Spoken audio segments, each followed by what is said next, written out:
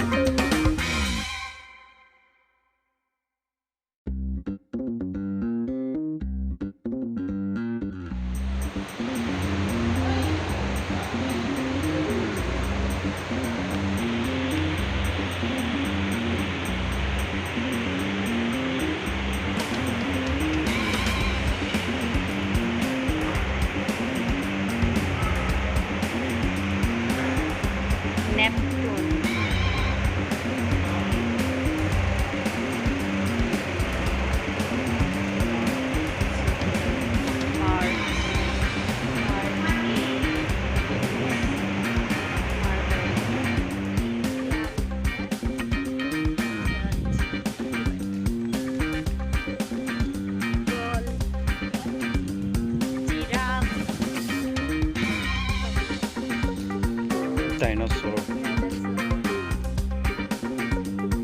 এয়া কি হয়? ঐতিহাসিক আগৰ দিনৰ প্ৰাগৈতিহাসিক বৈধ